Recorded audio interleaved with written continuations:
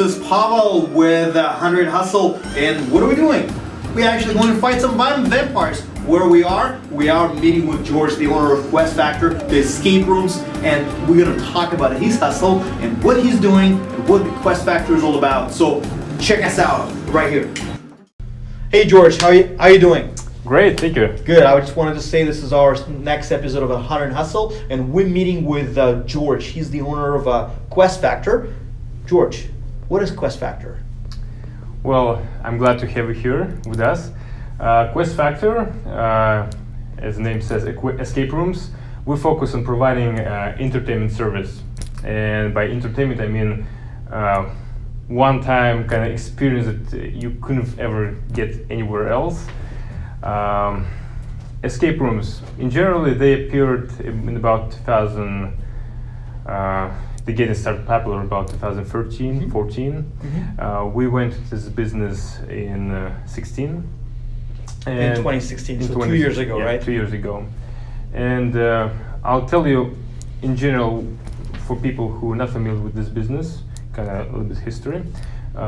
It originated, as far as I remember, in Japan. Mm-hmm. And overall, then escape rooms started appearing in California, Silicon Valley area, and then they started to pop out all around the world.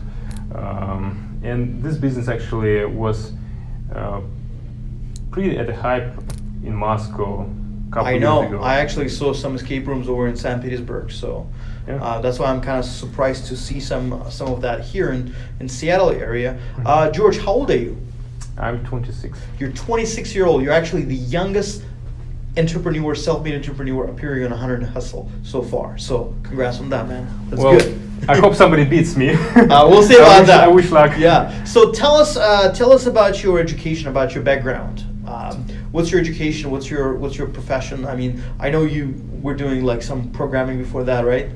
True. From the early age, I was interested in software, computers. Mm-hmm. I was taking apart, desktops when I was, 14 years old, and my passion with technology always followed. Mm-hmm. So after I finished high school, I went straight to the job market. So you skipped the college thing, right? Partially, yes. You partially? And okay. To tell you the truth, I haven't finished college. I don't have any degrees. Well, you know what? As we know, the best, the billionaires, all college dropouts. Look at Zuck. Look at Bill Gates. True. So you're on the right path here.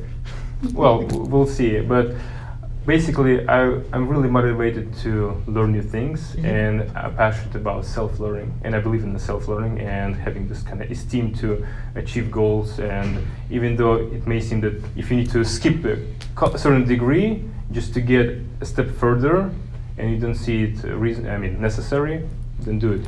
Every person's life is unique, so there's no like one template, and you should, for example, school, college, mortgage, and etc. Wife, kids, death, yes, right? No yes. way, exactly. Yeah. So for everybody, it's a unique process, and for me, I've spent about 6 years in IT field. I work as a contractor for companies like AT&T. I work in Redmond labs. I was lead software test engineer on teams in Disney, and actually it was pretty interesting because transition into entertainment business happened to me.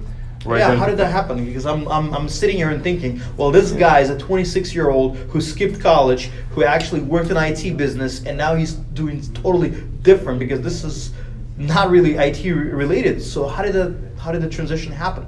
Tell me about it. What actually brought you to this? As far as I remember myself, for the past 6 years, I was always looking for opportunities to start my own business. As far as I remember, one time I was thinking to open the kvass brewery or opening a candy shop or whatnot. It's like always searching for something new. And while I was working in Disney, it was 2015, 16. I went to Moscow for just a winter kind of break and for a vacation. And there I met one of my close friends. who owned escape rooms there. And Did you take part in the room? Yes, Did and you he try it actually, out? yeah, he introduced me to this business, and I was pretty excited. I was like, wow, this is some interesting stuff. I've never So you seen just liked it as a customer first, right? Yeah. You liked how it actually Yeah. to play around, right? I like the concept. I saw the potential. I saw that. Actually, I didn't even know if there were escape rooms here in Seattle or not, and how was the. I don't think industry. there are any. I mean, not that I'm aware of. Well, by now there are actually plenty of the companies operating just in this greater So Seattle speaking area. of which, how many escape rooms do you own? How many companies do you own? I mean, not companies, but how many locations you have? As a timeline progression, we got our first lease in 2016 in January. In 6 months, we launched our first room, and back then we were working together with a partnership and collaboration with the Conundrum Escape Rooms. They're actually our neighbors here in Redmond. Are they your competition? We kind of talked about competition. In this business, I don't believe in a true competition. How so? Well, because you have a technically one-time customer. Even though this customer may go through all of your experiences, right? You're striving to provide him the best service you can and the best memories. However, there's also a limit, and this is, you may say, downside of this business or not, but this is the reality. And what I'm seeing, what's happening in the market outside of United States is, for example, Russia, Europe, where it's being more and more mature, right? The market, the market is being more mature.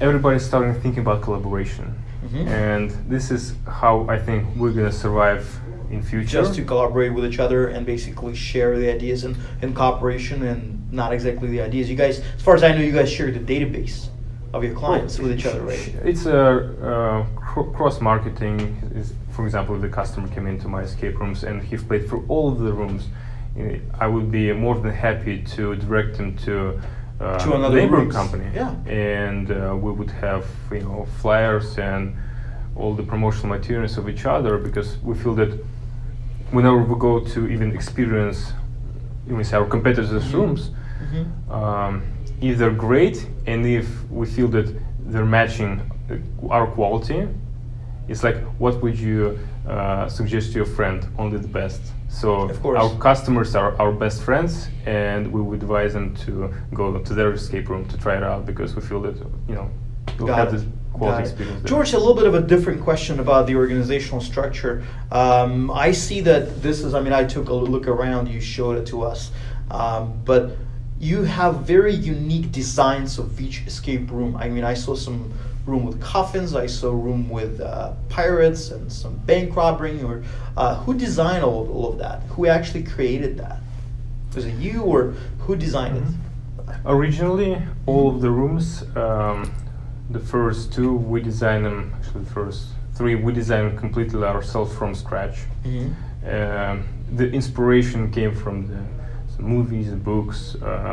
Basically, it's almost like you're as a grown-up kid trying to create, a gaming environment that you couldn't have done before, and share this gaming environment with other people to enjoy. So it's basically like a video game where the person is actually inside the game and doing things, in an essence. True. That's right, yeah. They emerged basically from video games, all those escape rooms, smartphone. Yeah, exactly. It's actually better. I like it that way than kids can actually come and play instead of sitting in an iPhone and playing with their games. Let me ask you a question. I saw the rooms and how meticulously they're done. How long does it usually take to create one room like that? I would say from about 2.5 to 3 months. 2.5 to, wow. Yeah. Wow, that's a lot. Because lots of time is being spent into the thought process as far as how would you come up with coming up with the story, the script. It's almost like creating a movie set. Who writes the scripts for you? Well, right now, basically, how we do is we would throw out different ideas, and then we will see if those ideas fit within the same theme of the room, right? It can be just a mix of some cool stuff from like a couple movies or books or whatnot, and then we would pass it to the professional like screenplay writers. Oh wow, you And even have that. Okay. Yes, and most of them are outsourced, and Of course, yeah. We use their services to basically come up with a professional scenario design, and then after that we think through the atmosphere. We design the rooms, and then we design the puzzles, and after that the production step happens. Wow. So this is a very expensive place. This is a very expensive business to run, looks like, because the rent costs so much. The rent for this place is probably around 10,000 at least. And Getting close to it, yeah. Getting close to it, yeah. So my question was obviously, and how much your services cost?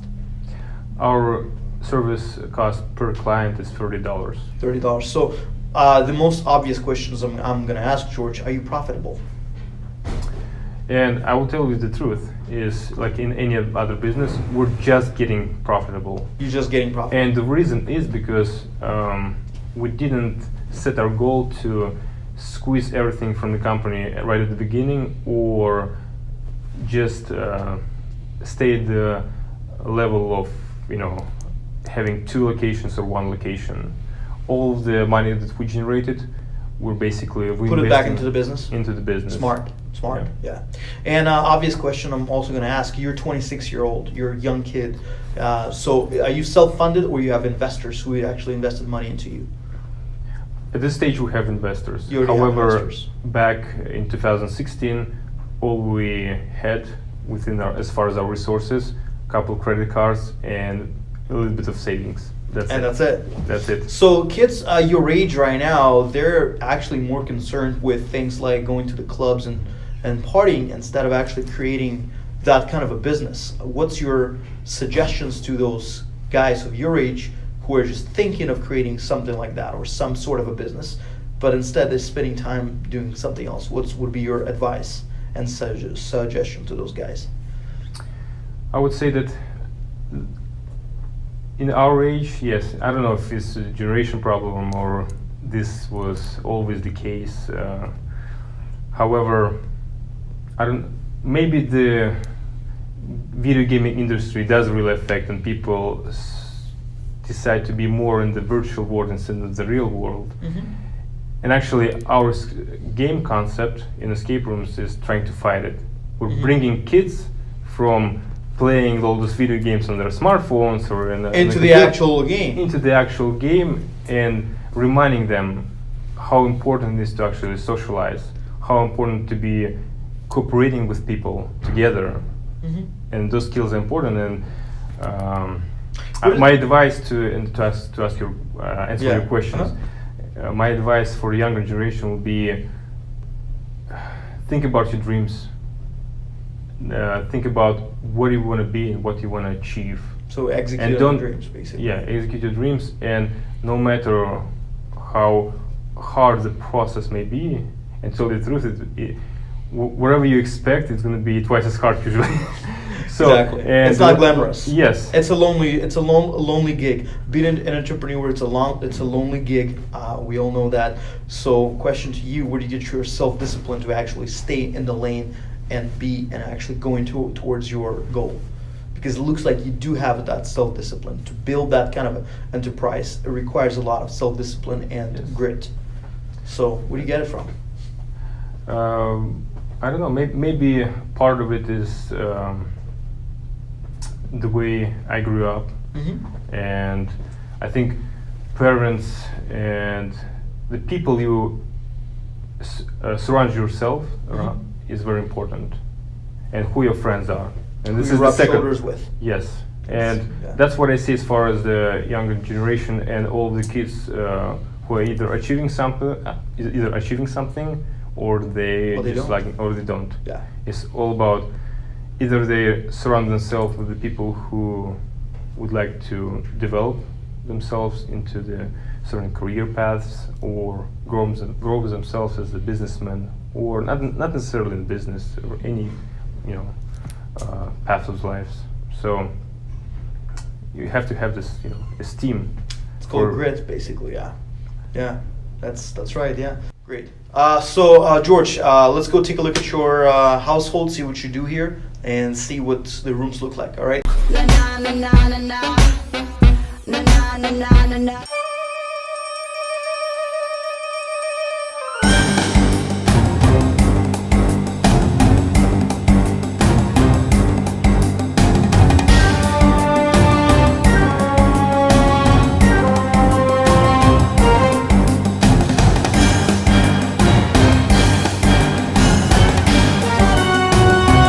We're gonna go find some vampires, right? Yes, we're gonna hunt them out and kill them. Let's go.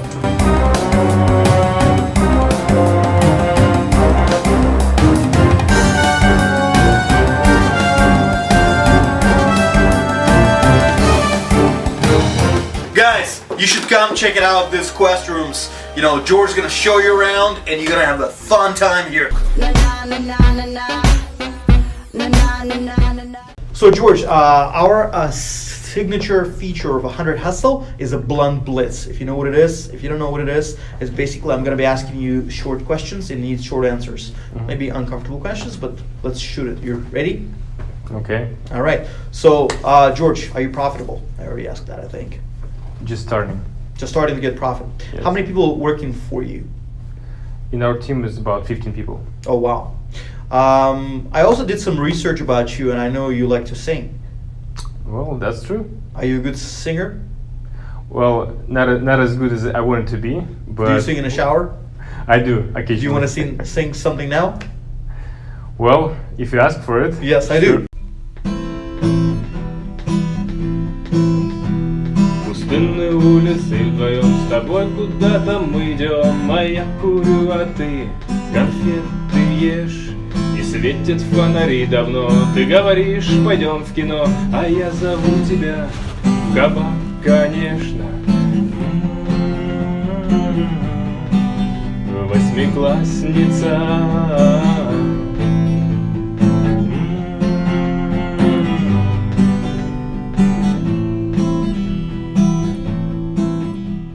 Oh, very nice. I love it. I love it. Best to try. Best to try, you know. And George, last question, and not the least. Do you have time for personal life? Well, starting to. Do you have a girlfriend? I do. That's good. That's better, right? It's already some personal life. Yeah. What do you find I mean, how many hours a day do you actually work on your businesses? It feels like 24/7. It's 24/7. It is. Yes. Yes. Well, thank you very much. It was nice to meet you, and thank you for meeting me. Yeah. Thank you. Here we go, guys. Here we go, guys. This was episode 4 of 100 Hustle, and we met with George, the owner of Quest Factor, which is actually a lot of fun rooms for you video game enthusiasts. Drop your iPhones, drop your iPads, come check it out here, because here's just the real shit, guys. You know, as always, guys, 100 Hustle, go crush it.